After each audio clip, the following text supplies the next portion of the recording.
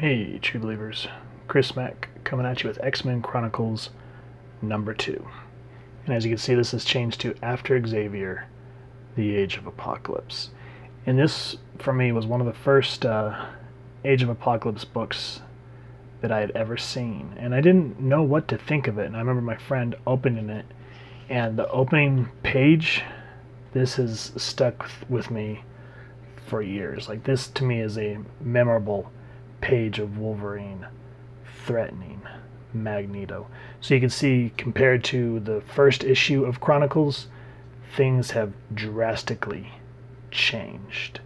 And I kind of want to read this. I'll try to speed through it, but it's really poignant and it hits you right in the feels.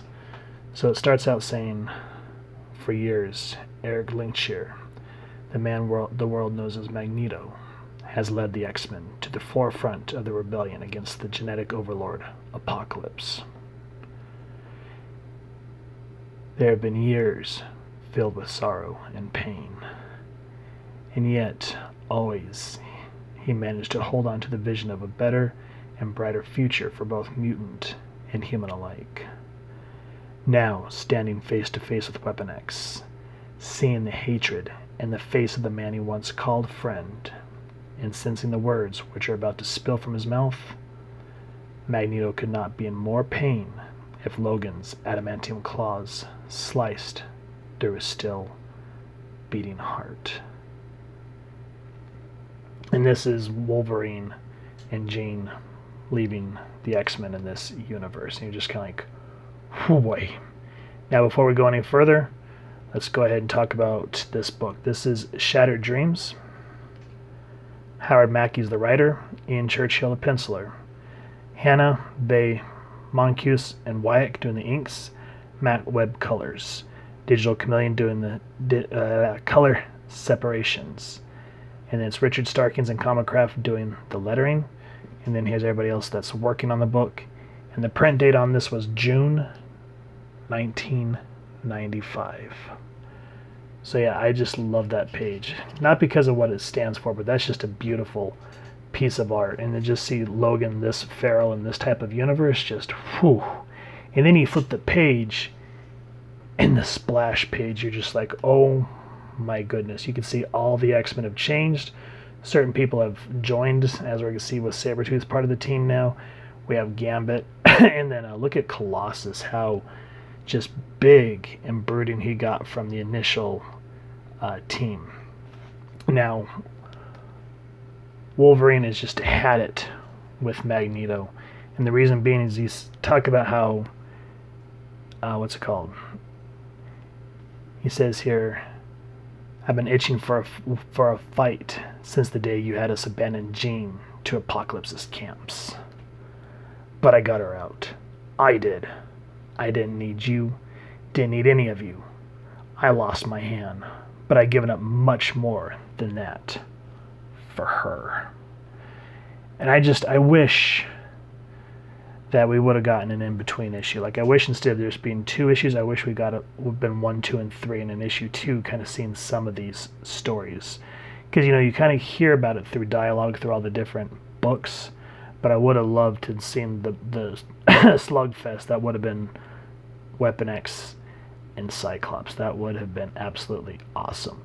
And what am I talking about? Well, we'll find out when we get to Factor X. So, Jean tries to be the voice of reason, and she says, let's leave. And what's heartbreaking is, as Magneto doesn't want to say anything, and you can just see the absence of any type of emotion on his face. And he says he wants to reach out to them, to stop them. He wants them to understand why he left Jean, but he just watches. And a part of him leaves with them. And now Rogue explains why she understands why he did what he did. And she goes, forgive yourself. I have. And I like this over-the-shoulder shot of seeing them leave. And then you just see a silhouette of a man that's just torn on the inside. And this reminds me of that Shakespearean quote where it says, uneasy is the head that wears a crown. So this is a man that has a heavy heavy burden on his shoulders. And so after we go from that touching, heartbreaking moment, we are introduced to Holocaust. And who's Holocaust? We'll get into that in a moment. And then we are introduced to this character. He is called Wolverine. And Holocaust says, Henry McCoy did a fine piece of work on you. A ferocious hunter, a killer. There is none better on the planet. And he's saying here, he's like, I'm sure you've heard of the band of rebels known as the X-Men of Magneto. He's the one that hurt you so bad and made you wear that life support armor. The very one. Word has reached me that 2 of his rank have left the rebel fold. So what are we talking about here? Holocaust. Spoilers if you've never read this. If you have, go pick up these issues and come back. We'll wait. And you're back. Holocaust is Nemesis. Nemesis was the character that attacked Xavier's school in the first book. Now we don't see it, but something caused Magneto to hurt Nemesis so bad that he has to wear this life support armor now, and that's why he looks the way he looks. And what happened? Again, this is going to be another spoiler.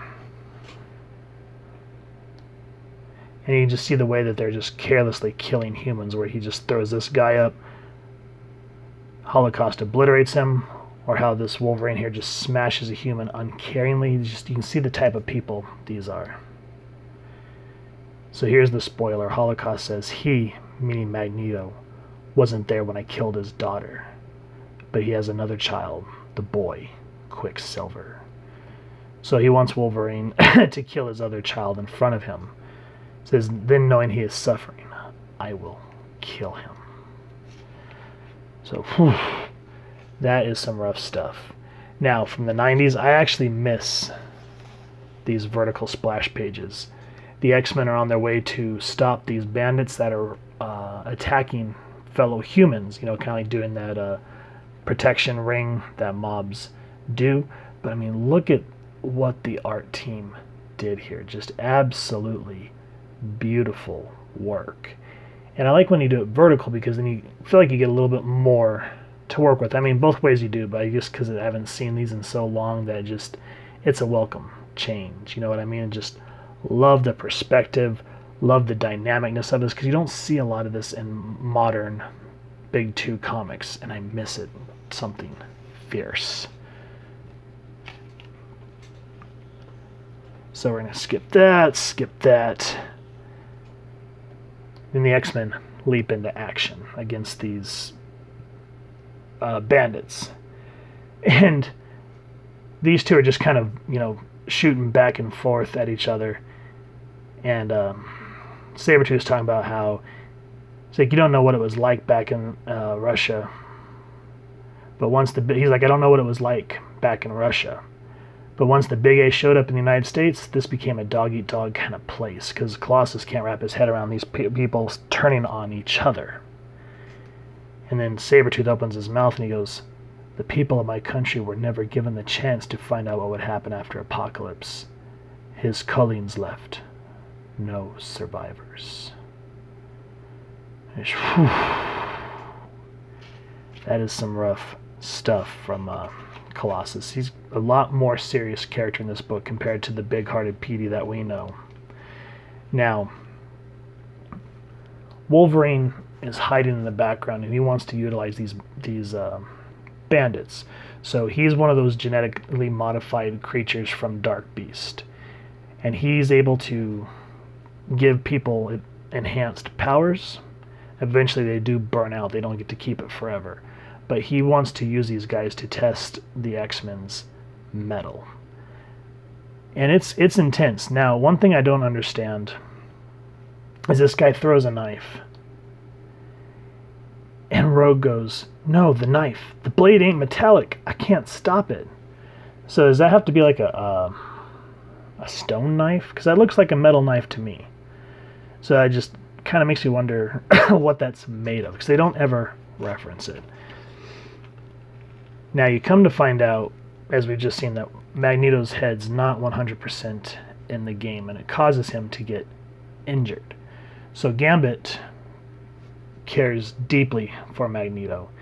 And he goes, I'm not going to risk your life. We're heading home. And the team agrees. But Magneto chastises him. It's like, you need discipline. And you need to start following orders and not let our friendship stand in the way of what must be done. Quicksilver says he made the right call. But all Magneto wants to do is just push himself. He's like, what more could you ask for? Possibly a world free of Apocalypse's rule? That's a tall order. And everyone tries to kind of, tries to ease him down, but there's no in doing it. So we start getting a big, Rogue's concern for him intensifies. Now I'm going to spoil something here before we kind of get into the lightheartedness of it. So when Wanda died at the hands of Nemesis, Rogue was there. Rogue held her in her arms, and she said, promise me, Rogue, that you'll always be there to protect him and be his friend and not let him fall. And so that's something she's taken in the heart to this day. So, Gambit, as we all know, from longtime X-Men readers, has feelings for her, something fierce, and Bobby's kind of giving him a hard time about it. So I kind of like that they put a little bit of levity in here. So he's like, could it be that the Cajun's heart's been, struck by Cupid? And so we get this really funny panel. And then Bobby asks, he's like, and what about the lady? Does Rogue know how you feel about her? She knows. She's got to know, doesn't she? Oh, yeah. The great ladies' man. So there's a little bit of levity to kind of help what we just read about. Now, every time Remy tries to talk to her, she always says, I need to talk to Magneto. And you start noticing something between them. And you don't know what to make of it quite yet. So, there's some stakes that happen that I don't want to spoil. Rogue comes to talk to Quicksilver. And what she's asking is, he's basically saying, are you offended that Magneto asked me to be a second in command instead of you? He's like, no, I'm glad to be relieved of that responsibility. And he's like, I feel that, both me and Wanda feel you're in the right place for this. Now, before anything else can happen, Gambit again barges in, tries to tell his feelings for Rogue. And she just bells. She goes, I'm sorry, Raymond. I'm so sorry. And he's like, what just happened? And Quicksilver kind of cuts to the heart of it. He goes, I don't know, Gambit, but I think you and my father ought to have a talk. Soon. And so, again, I love this book because we are treated with such beautiful splash pages like this. They're all training for their next attack, or their next fight, and just, such good work here. I miss this type of quality of artwork in comic books, you know what I mean? So Gambit barges in and says, hey, I need to talk to you about Rogue. Because he starts to get a little overbearing. Like, it's sort of like, can you maybe put that on the back burner and stop being so one-track minded? But you come to find out why. And I'm not going to spoil that because, yeah. But what I like is Magneto goes, Gambit, we are training. Either be silent and watch, or join in and be silent anyway. So anyway, Magneto corrects himself and he starts to realize that he's being a little too much of a hard butt, you know what I mean? He's like, can this wait? He's like, no, I promise to be quick. And before they can say anything, Rogue barges in and Magneto says, I want to show you something. And he talks about how he may be able to help her control her powers, because since her mutant abilities that she absorbed from Polaris are different from Captain Marvel's in the 616 universe. Well, something that happens that causes this rage in Remy LeBeau. And this kind of reminds me of where it says, show, don't tell.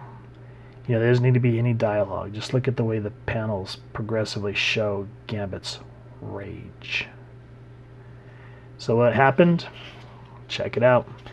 And before we get into any of that, the alarms go off. So, basically, the danger is at home. So Wolverine kind of finds where they are. How did he do that?